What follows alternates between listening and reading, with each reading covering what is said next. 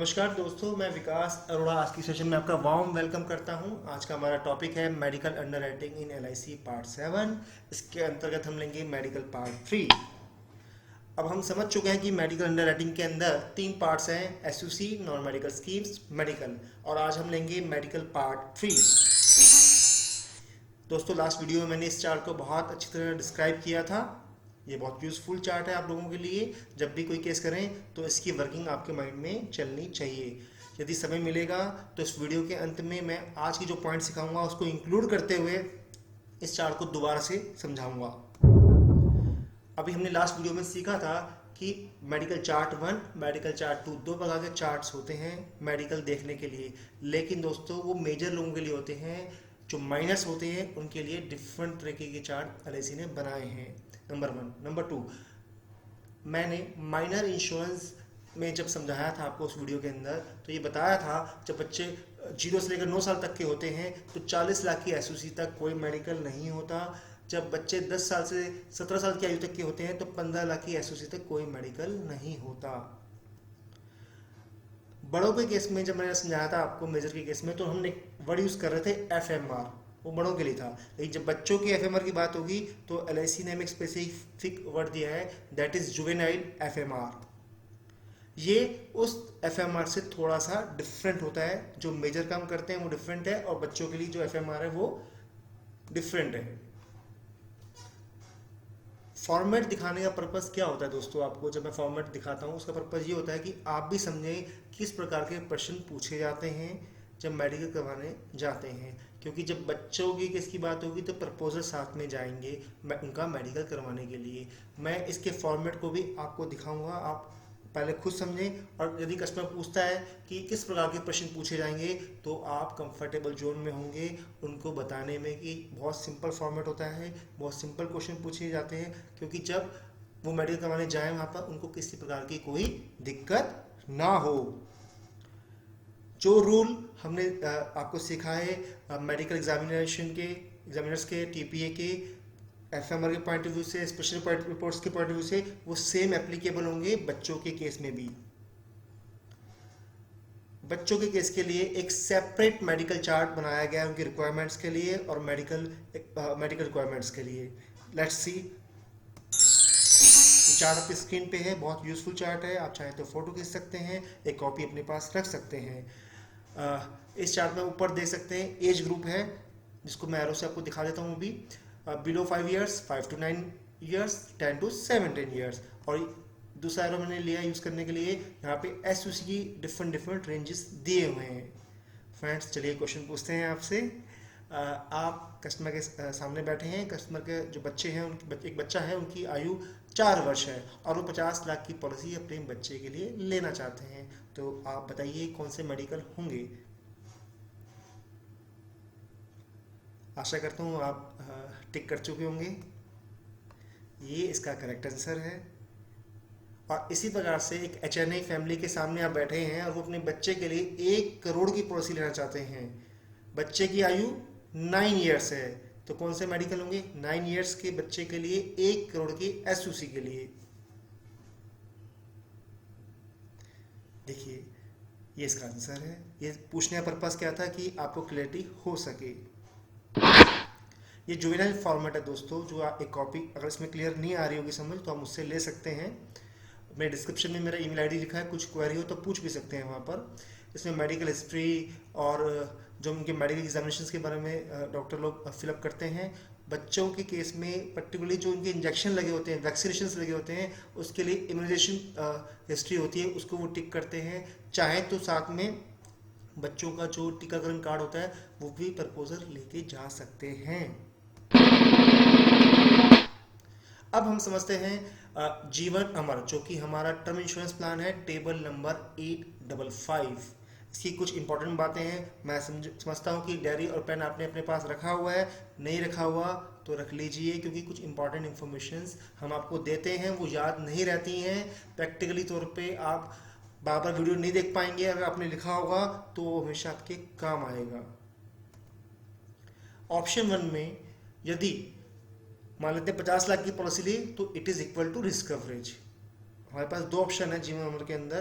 तो जो पहला ऑप्शन हमारे क्लाइंट चूज करते हैं, तो जितना बेसिक सम एश्योर्ड होगा वही उस पॉलिसी का रिस्क कवरेज होगा। 50 लाख की पॉलिसी ली तो उसका मतलब 50 लाख ही उस पॉलिसी का रिस्क कवरेज है, एक्चुअल रिस्क है। यदि ऑप्शन 2 चूज करता है हमारे कस्टमर, तो उस पर 3 प्रकार के हमने उसमें डिवाइड किया है। यदि पॉलिसी टर्म 10 साल तक का है तो उसमें जो रिस्क कवरेज होगा वो सम एश्योर का 1.25 टाइम्स होगा। यदि 10 से 15 साल के बीच की पॉलिसी है तो 1.25 डेढ़ गुना 1.5 टाइम्स उसका रिस्क कवरेज होगा।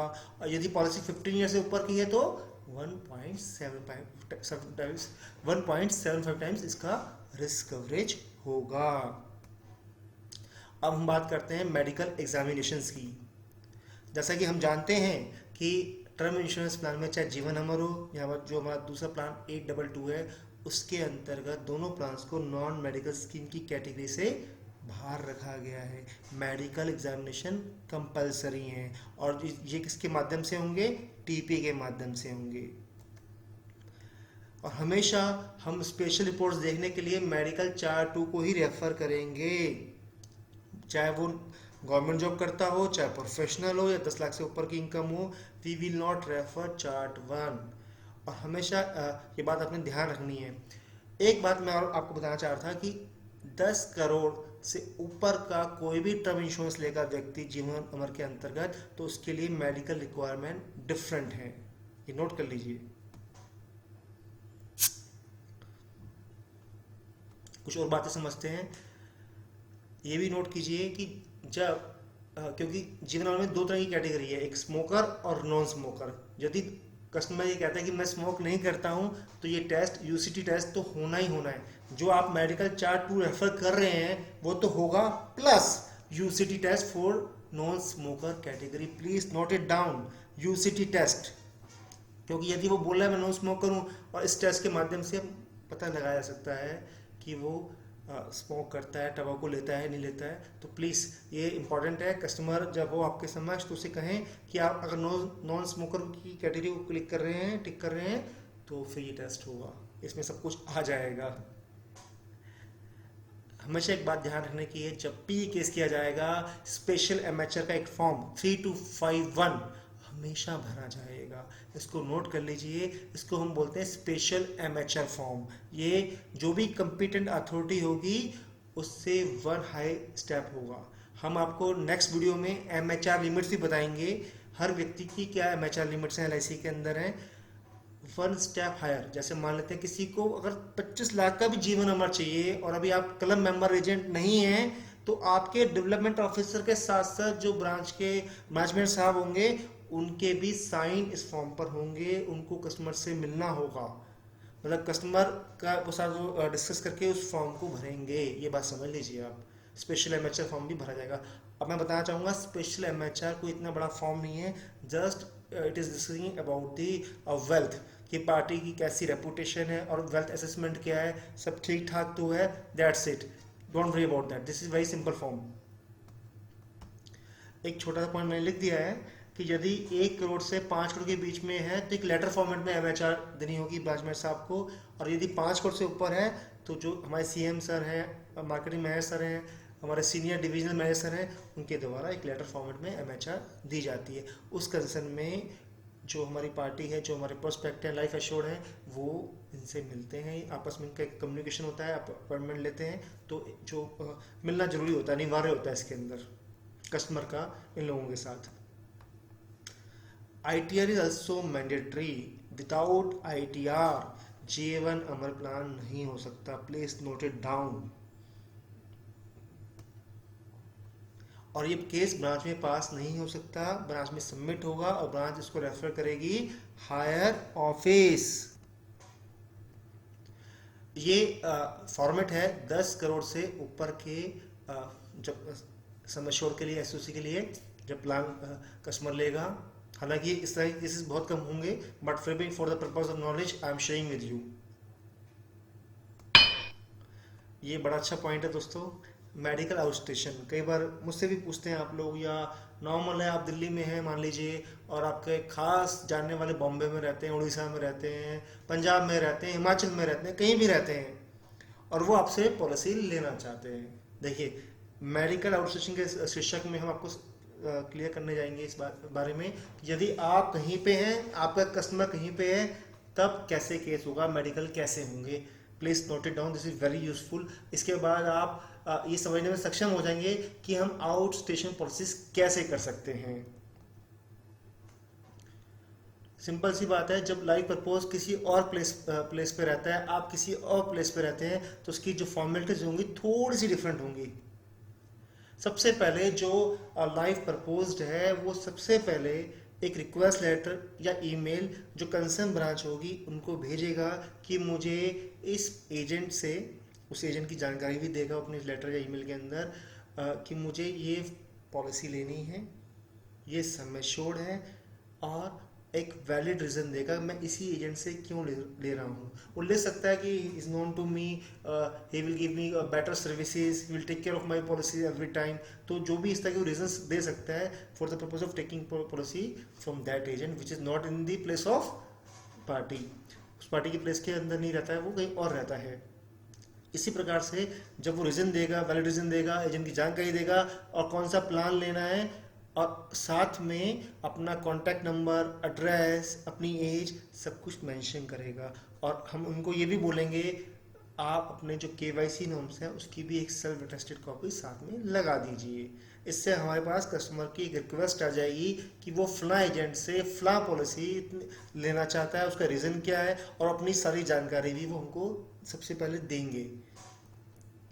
उसके बाद ब्रांच क्या करेगी दोस्तों, जब हमारे पास ये रिक्वेस्ट आ जाएगी कस्टमर की तरफ से, और इसमें एजेंट का लेटर आना भी जरूरी है। एक तब तो हमने कस्टमर से लेटर लिया, पूरी इन्फॉर्मेशन ली विद डॉक्यूमेंट्स, और एक एजेंट भी देगा, ताकि एजेंट की भी कंफर्मेशन होनी चाहिए। ऐसे किसी का भी ईमेल आ जाएगा और एजेंट कहेगा मुझे तो इनसे काम ही नहीं, मैं जानता भी नहीं इनको। नहीं, एजेंट भी लेटर देगा, कस्टमर भी लेटर देगा। जब दोनों लेटर हमारे पास आ जाएंगे तो हमारे जो ब्रांच मैनेजर साहब होंगे, इंचार्ज साहब होंगे या NB हेड होंगे, वो अपने कवरिंग लेटर के साथ डिवीज़न ऑफिस उसको भेजेंगे। वहाँ पर हमारे जो SDM सर बैठते हैं वो परमिशन देंगे कि जो उनके मेडिकल बाहर होने हैं तो करवाए जा सकते हैं। परमिशन हमें मिलेगी डिवीज़न ऑफिस से, ब्रांच में से परमिशन नहीं मिलेगी। बहुत सिंपल प्रोसेस है, हमने पास्ट में काफ़ी मेडिकल करवाए हैं आउट स्टेशन के। जस्ट एक फॉर्मेलिटी वाली बात है कि कस्टमर से लेटर लेना है, एजेंट लेटर देगा और हम परमिशन लेंगे SDM सर से। और फिर क्या होगा, जब हमें लेटर मिल जाएगा तो हम जहाँ पार्टी रहती है, मान लेते हैं पार्टी पंजाब के अमृतसर में रहती है, तो जो वहाँ का डिवीज़न होगा हम उनको अपने जो परमिशन लिए लेटर की SDM सर से और जो रिक्वेस्ट आई है कस्टमर की, वो कहाँ भेजेंगे, उस जहाँ वो रहता है उस डिवीज़न में, जो हमारा LIC का डिवीज़न वहाँ पर होगा उसको हम भेज देंगे। बाकी उसके जब वो उनको हमारी ईमेल रिसीव हो जाएगी, देन वो जो डिवीज़न है वहाँ का, वो वहाँ के जो कंसर्न TP को भेजेगा और वो फिर TP का प्रोसेस जो स्टार्ट हो जाएगा, जो मैंने आपको लास्ट वीडियो में सिखाया है कि TP का प्रोसेस क्या होता है। और जब TPA फ़ोन करेगी पार्टी को, पार्टी मेडिकल करवाने जाएगी, और फिर जब रिपोर्ट्स फाइनल हो जाएंगी, TPA वो सारी रिपोर्ट्स ब्रांच में हमारे पास भेज देगा और फिर हम केस को रेडी कर लेंगे। हाँ, एक इम्पॉर्टेंट बात है, जब वो बाहर आउट स्टेशन में जब मेडिकल करवाने जाएंगे तो वो चार्जेबल होता है। वो हालांकि हमारे कॉस्टली नहीं होते हैं, जो भी मेडिकल्स होंगे बहुत ही उसके रेट कम है। वो भी मैं आपको नेक्स्ट वीडियो में बताऊंगा किस मेडिकल का कितना रेट है, डोंट वरी अबाउट दैट। वो वहाँ पे इनको पे करने होंगे। जब केस पास हो जाएगा that will be reimbursed, don't worry about that. तो ये बात आपको समझ आई, मैं रिपीट कर देता हूँ। पहला पॉइंट, लेटर हमारे पास आएगा विद ऑल दी पॉइंट्स की भी वैलिड रीजन, एजेंट्स की जानकारी, उनका complete details like age, address, contact number with his और हर KYC प्रूफ, और एजेंट भी लेटर देंगे ब्रांच के से। फिर वो लेटर जाएगा डिवीजन ऑफिस, वहाँ से परमिशन मिलेगी। फिर हमारे पास परमिशन आने के बाद हम कंसर्न डिवीजन ऑफिस को भेजेंगे, डिवीजन ऑफिस TPA से कांटेक्ट करेगा, TPA पार्टी से कांटेक्ट करेगी, पार्टी मेडिकल करवाने जाएगी, पेमेंट करेगी मेडिकल की, तो मेडिकल हो जाएगा और TPA हमारे पास सारे रिपोर्ट्स भेज देंगे। That is very simple. सुनने में लंबा लग रहा है but this is very practical thing. तो मैंने लिखा है कि reports will be send to concern branch by that TPA। एक चेकलिस्ट दोस्तों, जब हम बात कर रहे हैं बड़े बड़े केसेस की, और मैंने आपको बताया कि 50 लाख का केस करना कोई मुश्किल बात नहीं है, 1 करोड़ का केस करना कोई मुश्किल बात नहीं है, लेकिन बात जो इम्पोर्टेंट है सिखाने वाली मुझे आपको वो ये है, जब हम कस्टमर के सामने बैठे हों तो हमारे पास हमने पहले ही बताया कि मेडिकल कौन से होंगे, कौन से नहीं होंगे, टीपीए कौन सा है, सब कुछ आपको पता होना चाहिए। लेकिन कस्टमर बैठा है, वो कह रहा है जी मेरी 1 करोड़ की आप जीवन पॉलिसी कर दो। आपने बता दिया कि ये मेडिकल होंगे, लेकिन साथ में और भी फॉर्मेलिटीज़ हैं, डॉक्यूमेंटेशन की क्या फॉर्मेलिटीज़ है वो भी हमको पता होनी चाहिए। एलआईसी में 2 इंपॉर्टेंट बातें हैं बड़े केसेस के पॉइंट ऑफ व्यू से, एक तो मेडिकल की जानकारी हो, दूसरा जो डॉक्यूमेंट्स हम लगा रहे हैं वो हम कस्टमर को हो सके तो एक ही बार में बताएं।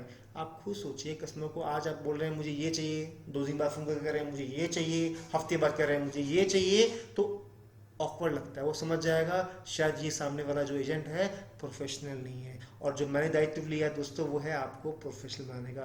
तो ये जानकारी भी मैं आपको दूंगा कि हमारे पास एक ऐसी चेकलिस्ट हो, जब भी हम कस्टमर के सामने बैठें तो उसके अकॉर्डिंग उनसे डॉक्यूमेंट्स ले लें, ताकि हमें बार बार उनको ना बोलना पड़े। चाहे कस्टमर उस समय आपको डॉक्यूमेंट्स ना दे, लेकिन कम से कम आप बता तो सकते हैं कि ये मुझे चाहिए होंगे। That's it. Now start, please note it down again. सबसे पहले जब प्रपोजल फॉर्म आपके पास होगा, आप फोटो पेस्ट जहाँ करेंगे वहाँ पे क्रॉस साइन होंगे। नॉर्मली आप देखते होंगे जब ब्रांच में आप केस लेकर आते हैं तो हम क्रॉस साइन नहीं करवाते हैं, लेकिन जब हायर अथॉरिटी के पास केस आएगा तो I request you photo paste करें और उसके ऊपर हो सके तो अच्छे परमानेंट मार्कर से साइन करवा दीजिए, क्रॉस साइन करवा दीजिए चुकाने के बाद, पहले नहीं। जितने भी डॉक्यूमेंट्स देंगे कस्टमर वो सारे सेल्फ अटेस्टेड होंगे, पार्टी करेगी सारे साइन। उनका पैन कार्ड, आधार कार्ड भी ले लीजिए, photo copy, self attested not original. और जितने भी उनके प्रीवियस पॉलिसी नंबर्स हैं, चाहे एलआईसी के हों या प्राइवेट इंश्योरेंस के, वो लीजिए। ये मत कहिए कि पार्टी देगी नहीं, मिलेगा नहीं, नहीं। We are taking policy 1 crore rupees, तो आपको जितने भी पॉलिसी नंबर हैं कस्टमर के पुराने, चाहे वो 10 साल पुरानी पॉलिसी हो या 20 साल, वो आपको लेने हैं। और प्राइवेट इंश्योरेंस के भी और पॉलिसी ले रखी है तो वो भी आपको उनकी डिटेल्स चाहिए। बच्चों की केस में तो सारे फैमिली की पॉलिसी नंबर ले लीजिए, क्योंकि जब बच्चों की पॉलिसी के लिए आप फॉर्म भरेंगे तो उसके अंदर कॉलम बना हुआ है फैमिली पॉलिसीज का, मदर की, फादर की, भाई बहन की, तो इसलिए पॉसिबल हो लेने चाहिए उनकी फैमिली के सारे पॉलिसी नंबर्स। बच्चे के केस में एक कैंसिल चेक जरूर लीजिए आप जिसमें नाम लिखा हो। इनकम प्रूफ में 3 साल की ITR with computation of income. यदि पार्टी के पास 3 साल की आईटीआर नहीं है तो वो एक वैलिड रीजन दे कि मेरे पास क्यों नहीं है। यदि उसके पास आईटीआर ही नहीं है और बड़ा केस है तो जो उसकी रेंज है पीएफक्यूसी सर्टिफिकेट की, उसके अकॉर्डिंग वो दे सकते हैं। पीएफक्यूसी सर्टिफिकेट टर्म इंश्योरेंस में नहीं चलेगा। यदि कोई व्यक्ति सर्विस कर रहा है तो लास्ट 3 मंथ्स की सैलरी स्लिप बोल सकते हैं, और जिस अकाउंट में सैलरी क्रेडिट होती है उसकी 3 महीने की स्टेटमेंट फोटोकॉपी ले लीजिए। यदि किसी अच्छी कंपनी में काम करता है तो आई कार्ड ले लीजिए। यदि किसी कंपनी में से अभी ज्वाइन किया है, 1 साल भी नहीं हुआ है, 6 महीने पहले उसकी नौकरी लगी है और उसने काम करना शुरू किया है, तो इस केस में उसका अपॉइंटमेंट लेटर की भी फोटोकॉपी ले लीजिए। और यदि इस पॉइंट में एक पॉइंट ऐड कर दूं, यदि वो पहले किसी अच्छी प्राइवेट कंपनी में जॉब कर रहा था तो उसकी भी डिटेल्स, प्रॉपर पूरी डिटेल्स ले लीजिए इसके साथ साथ। In case of professional qualification, जैसे कोई डॉक्टर है, सी है और बड़े केस के लिए आपके पास आ रहा है, तो हमें 2 चीज़ इंपॉर्टेंट है हमारे लिए कि अगर हमको प्रोफेशनल क्वालिफिकेशन की डिग्री की फोटोकॉपी दे दें और आईटीआर भी दें तभी तो उनको हम प्रोफेशनल कैटेगरी मिलेंगे। और आईटीआर 2.5 लाख से ऊपर की होनी चाहिए, तभी हमारे लिए मेडिकल चार्ट 1 रेफर होगा इन लोगों के लिए। महिलाओं के केस में यदि महिला A2 या A3 कैटेगरी से बिलोंग करती है तो एनेक्स्चर 1, और proof of education qualification required जहां भी रिक्वायर्ड है उनकी कैटेगरी के हिसाब से। यदि 50 लाख या उससे ऊपर की एसओसी वाला केस है या जीवन अमर का केस है, चाहे वो 25 लाख का ही हो, उसमें स्पेशल एमएचआर फॉर्म लगेगा जो मैंने अभी आपसे डिस्कस किया। 50 लाख या उससे ऊपर की एसओसी में भी लगेगा और जीवन अमर के केस में भी लगेगा। 3251, this is a special MHR form, please note it down. जो मेडिकल कस्टमर ने करवाया है, चाहे चार्ट 1 के अकॉर्डिंग कराया है, चार्ट 2 के अकॉर्डिंग कराया है, या बच्चे ने माइनर, जो उनके बच्चे हैं उन्होंने अपने अकॉर्डिंग मेडिकल करवाया है, वो प्रॉपर ऑर्डर में लगा हो, उसकी डेट प्रॉपर हो, कस्टमर के साइन हो रखे हों, प्रॉपर टीपी की स्टैंप हो, टीपी की प्रॉपर डेट हो और प्रॉपर ऑर्डर में हो, सारे मेडिकल्स हों। ये भी बहुत जरूर चेक करना चाहिए जब बड़े केस में हम भेज रहे हैं। ये नहीं कि कस्टमर मेडिकल करवाने गया, रिपोर्टें आई, हमने रिपोर्टें लगाई और भेज दिया। एक बार इतना फर्ज बनता है हम लोगों का कि एक बार हम चेक कर लें रिपोर्ट्स क्या ऑर्डर में हैं। यदि पास्ट में या करंट में भी कस्टमर की मेडिकल हिस्ट्री है, कोई ऑपरेशन हुआ है, कोई बीमारी है, कोई उपचार चल रहा है, तो उससे ट्रीटमेंट से संबंधित डॉक्यूमेंट ले लीजिए, डिस्चार्ज समरी ले लीजिए, मेडिकल रिपोर्ट एक्सेट्रा जो भी हो वो ले लीजिए, और उसको प्रॉपर एसीआर में प्रपोजल फॉर्म में एमएचआर में मेंशन होना चाहिए। मान लेते हैं कस्टमर ने 2 साल पहले अपने एक एक्सीडेंट हुआ था, एक फ्रैक्चर हो गया था, उसने रोड डलवाई थी पैर के अंदर। उसने ये बात कहाँ बता दी? टीपी में जाके बताई जब वो मेडिकल करवाने गया। और आपने प्रपोजल फॉर्म में देखा कि कस्टमर ने सब में नो नो नो लिखा हुआ है, एजेंट रिपोर्ट भी वैसे बना दी गई, सब में नो नो नो लिख दिया। तो फ्रेंड्स, नो नो लिखने से अच्छा है एक बार जब रिपोर्ट्स आती हैं तो वो भी देख लें वहाँ से कि कस्टमर ने वहाँ पर क्या बोला हुआ है, तो उसके अकॉर्डिंग आपका मिसमैच हो जाएगा। कस्टमर वहाँ पे कुछ बोल रहा है, प्रपोजल फॉर्म में कुछ लिखा हुआ है। इसलिए मैंने कहा, इस पॉइंट को मैंने यहाँ पर लिखा आप लोगों के लिए कि प्रपोजल फॉर्म में वही बातें लिखी होनी चाहिए जो मेडिकल में लिखी हुई हैं। कस्टमर जाता है मेडिकल करवाने, वही बोलता है कि आप ड्रिंक करते हैं, वहाँ वो यस करता है और फॉर्म में नो लिखा हुआ है हमने यहाँ पर, तो मिसमैच होगा ना। तो इसलिए जो मेडिकल रिपोर्ट्स आती हैं उससे हमें प्रपोजल फॉर्म के अकॉर्डिंग मैचिंग कर लेनी चाहिए, उसी के अकॉर्डिंग एजेंट रिपोर्ट भी भरी होनी चाहिए। This is very important point. मैं अक्सर इसमें गलती देखता हूँ, पास में रहती है लोगों की, और मैंने कई बार देखा कि डिवीज़न ने या अंडरराइटिंग अथॉरिटीज़ ने इस पर पॉइंट आउट किया हुआ है। डिफॉर्मिटी की केस में फुल साइज फोटोग्राफर ले लीजिए। यदि पार्टी हैंडीकैप है तो उसका कुछ सर्टिफिकेट अगर गवर्नमेंट ने दिया है तो वो ले लीजिए। एफएमआर तो होना ही होना है इसके अंदर, जैसे कि हम जानते हैं डिफॉर्मिटी क्वेश्चन या सीएनएस क्वेश्चन की रिक्वायरमेंट है, तो शुरू में ही लगा लीजिए, वेट मत कीजिए। अगर आपने किसी डिफॉर्मिटी वाले व्यक्ति का केस किया है तो एफएमआर और डिफॉर्मिटी क्वेश्चनियर ये तो होना ही होना है, और कई केसेस में सीएनएस क्वेश्चन की रिक्वायरमेंट होती है, ये शुरू में ही करवा लीजिए। फोटोग्राफ चाहिए फुल, और हैंडीकैप सर्टिफिकेट हो तो वो ले लीजिए। जैसे कई केसेस में हम जानते हैं कई व्यक्तियों को डायबिटीज़ है, हाइपरटेंशन है, तो एक फिजिशियन रिपोर्ट होती है, वो भी शुरू में ही लगा लीजिए। अपने डेवलपमेंट ऑफिसर से पूछ सकते हैं, भाई इनको तो डायबिटीज़ निकलने वाली है, इनको तो हाइपरटेंशन भी है, तो हम साथ में ही फिजिशियन रिपोर्ट, क्योंकि कस्टमर को बताएगा कि मैं मेडिसिन ले रहा हूँ डायबिटीज़ की, बीपी की। जब कस्टमर में शुरू में ही डिक्लेयर कर चुका है तो आप अंधेरे में तीर ना मारें, हम फिजिशियन रिपोर्ट का एक फॉर्मेट होता है वो भी साथ में लगा लें।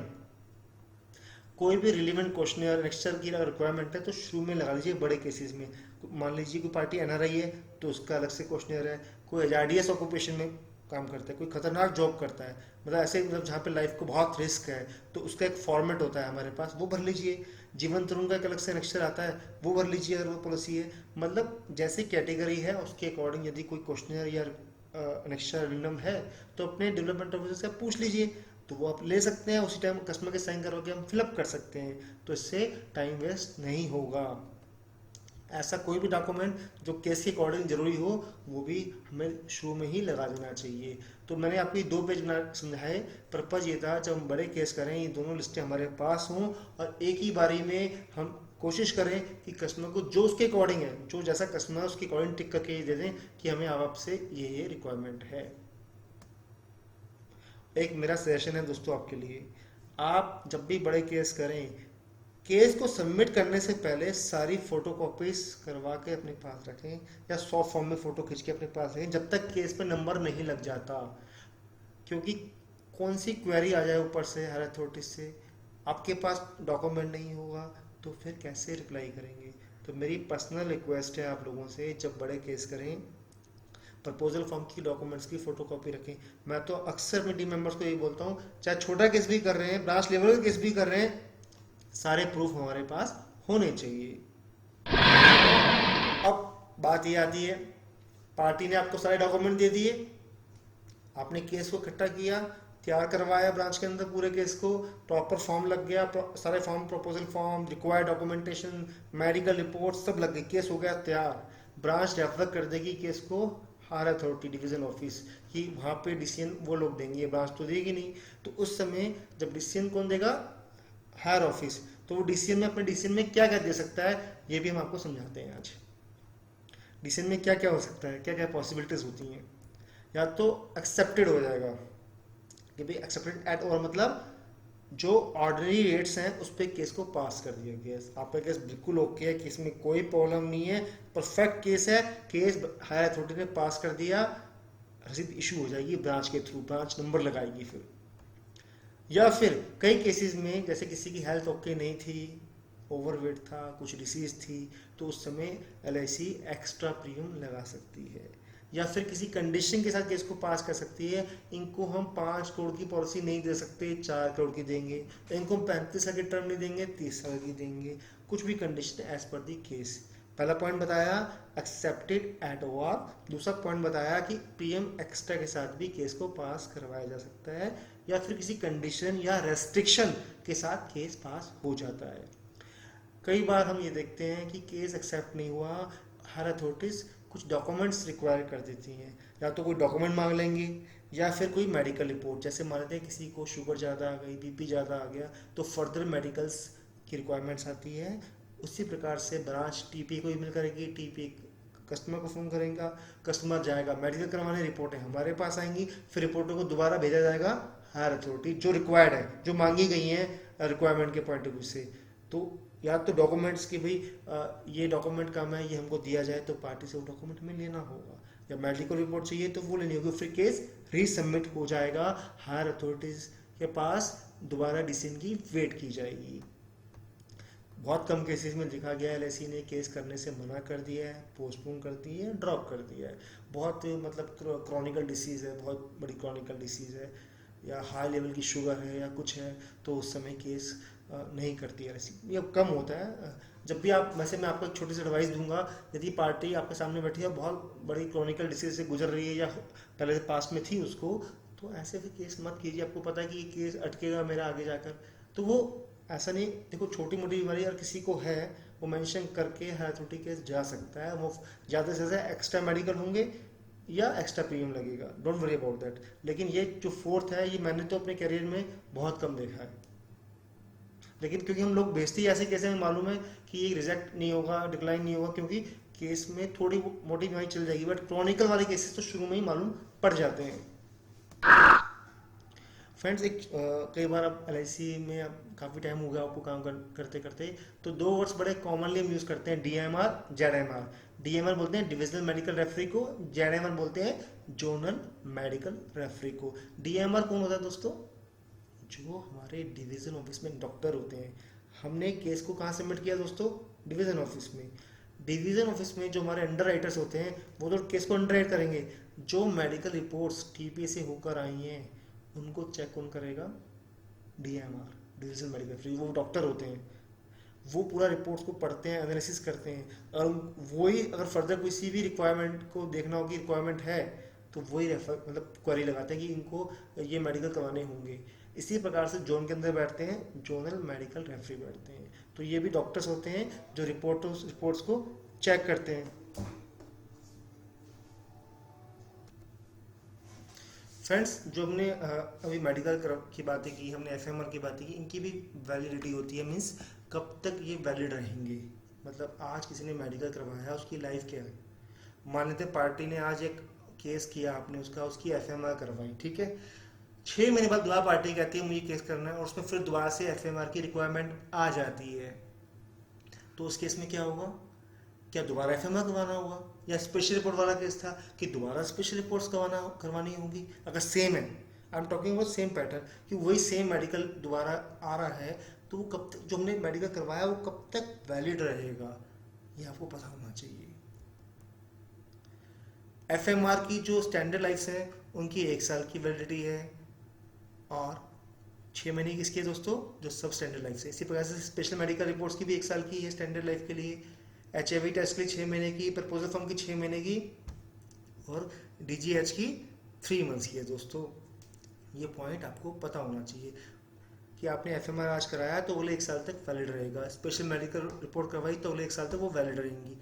लेकिन अगर स्पेशल रिपोर्ट जो बची हुई है, मान लेते हैं आज कस्टमर ने 30 लाख का पॉलिसी लिया और बाद में वो 30 लाख का और पॉलिसी ले रहा है, हमारे एसओसी 60 लाख की हो रही है, जो 30 लाख तक उसने स्पेशल रिपोर्ट करवा ली हैं वो दोबारा नहीं होंगी, जो फर्दर रिक्वायर्ड होंगी वो होंगी। ये मेरा मतलब है आपको समझाने का। उसी प्रकार से एफएमआर है, अगर FMR है तो उसकी भी वैलिडिटी 1 साल है। तो please note it down, this is very useful and important point for you. अब हम बात कर लेते हैं वैलिडिटी फॉर FMR। अभी हमने जो पहला पॉइंट लिया कि 1 साल तक की तो वैलिडिटी रहेगी, इसमें कोई शक की बात नहीं है, हम दोबारा FMR नहीं करवाएंगे।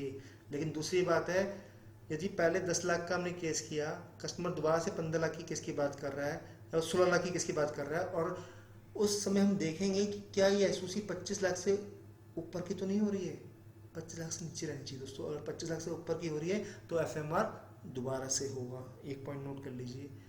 दूसरा पॉइंट है, जो हमने जिस डॉक्टर से, जिस मेडिकल एग्जामिनर से FMR कराया, उसकी रेंज 10 लाख थी और 10 लाख का ही हमने उससे FMR करवाया। अब अगले 5 लाख के लिए भी FMR की रिक्वायरमेंट है, तो वो FMR वैलिड नहीं होगा, क्योंकि उस डॉक्टर की जो लिमिट थी, जो LIC ने दी थी उनको, वो 10 लाख तक की SOC की दी थी। 5 लाख का एक नया केस कर रहे हैं हम उसी सेम कस्टमर का, 3 महीने पहले 10 लाख का किया, 3 महीने बाद आज हम 5 लाख का कर रहे हैं, SOC 15 लाख हो रही है, तो हमें दोबारा FMR करवाना पड़ेगा। मैं 2 पॉइंट नोट कर लीजिए जो इंपॉर्टेंट है आप लोगों के लिए, कि FMR की वैलिडिटी 1 साल रहेगी, बशर्ते उस डॉक्टर की लिमिट भी उतनी रहनी चाहिए। अगर डॉक्टर की लिमिट कम है, SOC ज़्यादा बढ़ रही है, तो आपको FMR करवाना पड़ेगा। यदि 25 लाख से ऊपर जा रहा है केस उसकी SOC FMR के पॉइंट ऑफ व्यू से, तो फिर भी वो पिछला FMR वैलिड नहीं होगा। एक छोटा सा पॉइंट और नोट कर लीजिए, मैंने आपको पिछले वीडियो में बताया था कि 51 एज पे FMR कंपलसरी होता है, इसको नोट रखिएगा हमेशा। लेकिन साथ में एक बात और जोड़ लीजिए, जो हमारे पास वर्तमान में स्टैंड अलोन प्लान्स हैं 943 एंड 944, इसके अंदर 51 से 55 की आयु में FMR नहीं होता है। उसी प्रकार से सिंगल प्रीमियम प्लान, जब मैंने आपको नॉन मेडिकल स्कीम के बारे में, सिंगल प्रीमियम के बारे में समझाया था, नॉन मेडिकल स्कीम्स का याद होगा आपको, सिंगल प्रीमियम का समझाया था उसके अंदर, तो 917 में भी 51 से लेकर 60 ईयर्स की एज तक उनके एज ग्रुप के वाइज कोई मेडिकल नहीं था। तो ये बातें मैंने इसलिए यहाँ पे लिखी कि आप माइंड में रखें कि 51 प्लस जो मेडिकल कंपलसरी है, FMR कंपलसरी है, लेकिन उसमें स्टैंड अलोन और सिंगल प्रीमियम वाले प्लान इंक्लूड नहीं है। Please note it down.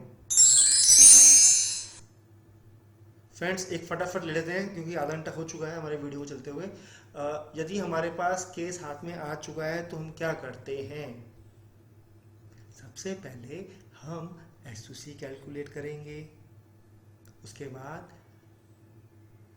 हम ये देखेंगे कि हमारा केस नॉन मेडिकल स्कीम्स के अंतर्गत आता है नहीं आता। नॉन मेडिकल स्कीम्स के अंतर्गत हमने आपको काफ़ी तरह के चार्ट समझाए थे, non medical special, non medical professional, non medical general, non medical for single premium, stand alone, हमने काफ़ी चीज़ें आपको बताई थी। यदि हमारा केस नॉन मेडिकल स्कीम की कैटेगरी में आता है तो क्या होगा दोस्तों? तुरंत ब्रांच में पास हो जाएगा। ऐसे माइनर केसेस का था, यदि वो ब्रांच लेवल का केस होगा तो वो ब्रांच में पास हो जाएगा। यदि हमारा case non medical schemes category के अंतर्गत नहीं आता है तो ये केस हम कहाँ रेफर करेंगे? फिर हमने SOC कैलकुलेट कर लिया है, अपने पास कस्टमर सामने बैठे हुए हैं, हमने SOC मैथमेटिकली कैलकुलेट करके अपने पास रखी हुई है, और हमने ये देखा कि हमारा case non medical schemes category में नहीं आ रहा है, तो कहाँ जाएगा? मेडिकल चार्ट 1 और 2 में। एक छोटा सा एग्जांपल लेता हूँ बेटर क्लैरिटी के लिए। एक गवर्नमेंट एम्प्लॉई है 30 साल का और 25 लाख की एक नॉर्मल पॉलिसी दे रहा है जिसका SOC 25 लाख है। 30 साल के गवर्नमेंट एम्प्लॉय वाले व्यक्ति को हमें 25 लाख की SOC की पॉलिसी देनी है, तो दोस्तों नॉन मेडिकल स्कीम का केस है, बाद में पास हो जाएगा। लेकिन उसी प्रकार से उसी गवर्नमेंट एम्प्लॉय को यदि 50 लाख का केस देना है, यदि गवर्नमेंट एम्प्लॉय है और 50 लाख का SOC वाला केस चाह रहा है, 30 साल का व्यक्ति है, तो आपको याद होगा कि हम मेडिकल चार्ट 1 रेफर करेंगे, और जब मेडिकल चार्ट 1 रेफर करेंगे तो जो भी उसका मेडिकल होगा वो रिक्वायरमेंट होगी इसकी। नॉन मेडिकल स्कीम में केस नहीं आ रहा तो डायरेक्टली हमें मालूम है हमें कहाँ जाना है, मेडिकल चार्ट 1 या 2 में जाना है। और जब मेडिकल चार्ट 1 में हम देख रहे होंगे और हम ये देखेंगे क्या इसमें सिर्फ FMR आ रहा है, ओनली FMR, चाहे 1 देखें या 2 देखें, यदि उसके उनके पर्टिकुलर रेंज के आगे एज के अकॉर्डिंग और SOC के अकॉर्डिंग FMR वर्ड लिखा हुआ है जिसको कि हम कहते हैं ओनली FMR, वो आ रहा है, तो हम देखेंगे कि वो आखिर कितने का आ रहा है। यदि वो उसकी SOC 25 लाख से नीचे की है और ओनली एफएमआर आ रहा है, तो हमने आपको बताया था उस केस में हम मेडिकल एग्जामिनर से भी एफएमआर करवा सकते हैं डायरेक्टली। और उसके बाद जब हमारा केस मेडिकल एग्जामिनर से एफएमआर होकर आएगा तो वो सीधा सीधा कहाँ पास हो जाएगा दोस्तों, ब्रांच में। हम सीधा ब्रांच में इस केस को पास कर सकते हैं, हमको कुछ टेंशन लेने की जरूरत नहीं है। मैं दोबारा रिपीट कर देता हूँ, पहले हमने एसओसी निकाली, हमने ये चेक किया कि नॉन मेडिकल स्कीम में आ रहा है तो ब्रांच में पास हो जाएगा। हमने चेक किया कि नॉन मेडिकल स्कीम में नहीं आ रहा, हम मेडिकल चार्ट 1 और 2 को रेफर करेंगे और ये देखेंगे कि उसमें क्या ओनली एफएमआर वर्ड लिखा हुआ है। यदि ओनली एफएमआर वर्ड लिखा हुआ है तो हम ये देखेंगे कि एसओसी 25 लाख से नीचे की है तो मेडिकल एग्जामिनर के पास जाना होगा और उसके बाद ब्रांच में आएंगे और केस डायरेक्टली पास हो जाएगा। दूसरी रेंज में हम देखते हैं कि यदि केस 25 से 30 लाख की एसओसी के बीच का है और ओनली एफएमआर आ रही है तो तब क्या होगा, याद आ रहा है दोस्तों क्या होगा? तब हम लोग मेडिकल एग्जामिनर के पास नहीं जाएंगे, हमें एफएमआर करवाने के लिए टीपी के पास जाना होगा। और टीपी के पास जाने का क्या सिंपल तरीका है, या तो ब्रांच प्रपोजल नंबर जनरेट करने के बाद टीपी को ईमेल कर दे, टीपीए उस पार्टी को फोन करेंगे और अपॉइंटमेंट फिक्स कर देंगे। या फिर एक वॉक इन वाला भी आप एफएमआर करवा सकते हैं। जो ब्रांच के हेड या एनबी डिपार्टमेंट के हेड होंगे वो एक जो डाटा शीट होती है उस पर वो साइन करके दे देंगे, पार्टी डायरेक्टली भी जा सकती है। बट मेरा समझाना फर्ज है कि TP is always better and it will give you better advantages. और जब टीपी से एफएमआर होकर ब्रांच में आ जाएगा, जो कि मैंने टीपी में आपके बारे में आपको पूरा समझाया था कि जब टीपी से मेडिकल करवाते हैं वो पार्टी को फ़ोन करते हैं, पार्टी अपना एफएमआर करवाने जाएंगी और जब वो एफएमआर करा के वापस जाएंगी तो उसके बाद जब टीपी के जो स्टाफ के मेंबर्स होंगे वो पिक करेंगे एफएमआर को, टीपी सेंटर पर जाएगा, टीपी वाले पे स्टैंप लगाएंगे और उसको भेज देंगे ब्रांच, और ब्रांच में आने के बाद वो केस पास हो जाएगा। अब हम देखते हैं कि हमारा जो ओनली एफएमआर कैटेगरी में एसयूसी 30 लाख या उससे ऊपर है तब क्या होगा, क्योंकि दोस्तों ब्रांच की लिमिट मात्र 30 लाख है। 30 लाख तक के हम केसेस ओनली एफएमआर के ब्रांच में पास करवा सकते हैं। अब 30 लाख से ऊपर का केस है, ओनली एफएमआर की बात चल रही है, तो ये केस टीपी के पास जाएगा एफएमआर होने के लिए, उसी प्रोसेस से जो मैंने अभी आपको समझाया। और टीपी के बाद से रिपोर्ट्स हमारे पास आ जाएंगी, फिर क्या होगा, branch will refer this case to higher authority for the purpose of underwriting, क्योंकि ब्रांच की लिमिट है 30 लाख एसयूसी। अब हम देखते हैं दूसरी बात, पहला हमने पॉइंट एसयूसी निकाला, फिर हमने किया नॉन मेडिकल स्कीम्स की चार्ट्स के अकॉर्डिंग देखा कि वो उस लिमिट्स हमारे उसके अंतर्गत आती हैं या नहीं आती हैं। अंतर्गत आती हैं तो केस ब्रांच में पास हो जाएगा, और फिर हम देखा कि वो अंतर्गत में नहीं आ रही हैं तो मेडिकल चार्ट्स 1 और 2 देखेंगे। फिर देखेंगे कि क्या ओनली एफएमआर कैटेगरी है। ओनली एफएमआर में 3 तरह की कैटेगरी है, 25 लाख से नीचे और 25 से 30 लाख और 30 लाख या उससे ऊपर। ये मान लीजिए आप 30 लाख तक ब्रांच है, 30 लाख 1 रुपया से कह सकते हैं कि ऊपर होगी। अब हम बात करते हैं कि ओनली एफएमआर के साथ साथ क्या आ सकता है, स्पेशल रिपोर्ट्स। एक एग्जांपल ले लेते हैं, मान लेते हैं कोई नॉर्मल बिजनेस करता है, सेल्फ एम्प्लॉयड है उसको, और उनकी आयु 30 साल है, उनको 25 लाख का एक जीवन आनंद चाहिए। चूंकि केस नॉन मेडिकल स्कीम में नहीं आएगा, ओनली एफएमआर में नहीं आएगा, तो साथ में कुछ रिपोर्ट्स भी बनेंगी जो आप मेडिकल चार्ट 2 के अकॉर्डिंग देख सकते हैं कि स्पेशल रिपोर्ट्स की रिक्वायरमेंट आ रही है। 30 साल का व्यक्ति है, 25 लाख का जीवन आनंद चाह रहा है, तो स्पेशल रिपोर्ट्स आनी लाजमी है।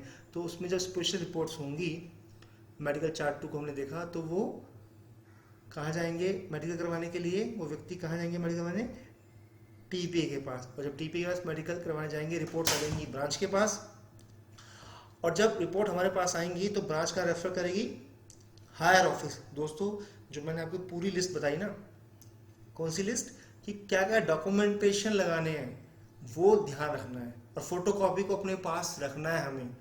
उस प्रॉपर लिस्ट के साथ मेडिकल को देखेंगे कि क्या वो प्रॉपर ऑर्डर में है या नहीं है, ये भी देखना हमारा कर्तव्य है। सारे डॉक्यूमेंट्स लगाएंगे, केस पूरा तैयार करेंगे और ब्रांच में सबमिट जब हो जाए और जब वो डिवीजन चला जाए तो फिर हम डिसीजन की वेट करेंगे। क्या वो एक्सेप्ट होगा एट OR, क्या उसको LIC ये बोलेगी कुछ रेस्ट्रिक्शन देगी साथ में, या फर्दर मेडिकल की रिक्वायरमेंट आ सकती है, वो हमको देखना पड़ेगा। 2-4 दिन का समय लगता है थोड़ा सा ऐसे केसेस में। जब हायर अथॉरिटी के पास केस जाए, आप पेशेंस बनाए रखें। आपके डेवलपमेंट ऑफिसर ब्रांच मैनेजर साहब वो भी डिसीजन को देख रहे होते हैं। और आपको हमेशा ऐसे केसेस में प्रपोजल नंबर पता होना चाहिए, क्योंकि डिसीजन हमेशा प्रपोजल नंबर के अकॉर्डिंग ही देखा जाएगा। तो आपने स्पेशल उस व्यक्ति 30 साल का था, 25 लाख का जीवनानंद था, TP के पास गया मेडिकल करवाने, उसी प्रोसेस से जो समझाया, रिपोर्ट्स ब्रांच में आ गई और रिपोर्ट ब्रांच ने भेज दी हायर अथॉरिटी। और फिर क्या आएगा उसके बाद दोस्तों? डिसीजन आएगा। और डिसीजन में क्या हो सकता है वही मैंने आपको आज समझाया पूरा। तो हमने देखा कि TPE के बाद आने के बाद ब्रांच ने क्या किया, रिपोर्ट्स को हायर ऑफिस भेज दिया। तो इस चार्ट के माध्यम से जब भी चाहे छोटा केस करो बड़ा केस करो, स्टेप बाय स्टेप मैंने आपको सारी चीज़ सिखाई हैं। आप चाहें तो इसकी फ़ोटो खींच सकते हैं और प्रैक्टिकली माइंड में सब चीज़ सेट हो जानी चाहिए, दिमाग चलना चाहिए इसके लिए, वर्किंग के लिए। कुछ है नहीं, नॉन मेडिकल स्कीम्स या मेडिकल चार्ट 1-2 मेडिकल एग्जामिनर के थ्रू होगा या TP के थ्रू होगा, ब्रांच में पास होगा या हायर अथॉरिटी में पास होगा। डॉक्यूमेंट्स कौन से लगेंगे वो पूरा समझा दिया गया आपको अच्छी तरह से आज। तो फ्रेंड्स आशा करता हूँ थोड़ा वीडियो लंबा बन गया होगा, लेकिन समझाना मेरा फर्ज था, शॉर्टकट मैं ले नहीं सकता। और जो हमारा नेक्स्ट पार्ट आएगा medical 4, that will be more important, उसको देखना मत भूलिएगा। मैं उसको जल्दी ही अपलोड करूंगा, लेकिन उससे पहले आप इस वीडियो को अच्छी तरह समझें। 1 बार देखें, 2 बार देखें, 3 बार देखें, इसको दिमाग में बिठाएं। फ्रेंड्स अगर वीडियो अच्छा लगा हो सब्सक्राइब करें, बेल वाले आइकन पे आप अपनी फिंगर लगा सकते हैं, ताकि फ्यूचर में जैसे ही हमारी नई नई वीडियोज़ आएँ आप तक उसका नोटिफिकेशन आता रहे। अगर आपको अच्छा लगा तो लाइक करना ना भूलें, लाइक कर सकते हैं हमारे वीडियोज़ को, और अपने दोस्तों को शेयर अवश्य करें ताकि उनको भी कुछ नॉलेज हो। देखिए हमें नॉलेज अपने तक नहीं रखनी है, हमें इस नॉलेज को आगे तक लेकर जाना है दोस्तों। मैं चाहता हूं कि जो हम सीख रहे हैं वो सामने वाला व्यक्ति भी सीखे। आपका कोई भी दोस्त चाहे वो इंडिया में कहीं भी रहता है, उसको ये वीडियो शेयर अवश्य करें। आपने मेरा वीडियो ध्यानपूर्वक सुना, हर चीज़ नोट की, और आपने अपना आत्मविश्वास बढ़ाने के लिए मेरे को समय दिया। और मैं आपको एश्योर करता हूँ मेरे आने वाले समय में जितने भी वीडियोस होंगे उसका एकमात्र उद्देश्य होगा कि आप एक प्रोफेशनल एजेंट के रूप में उभरें और जो भी आपके सपने हैं वो सारे सपने पूरे हों। क्योंकि दोस्तों मेरा, जैसा कि हमेशा मैं बताता हूँ कि मेरा भी एक यही ख्वाब है कि जो हमारे LIC एजेंट अभी करता है वो इस लाइन में प्रोफेशनली काम करें और अपने सपनों को पूरा करें। Thank you so much, keep watching my videos, thank you so much. मैं इन्हीं शब्दों के साथ विराम लेता हूं और हमारे वीडियोस को लगातार देखते रहें। Keep watching my videos, thank you so much.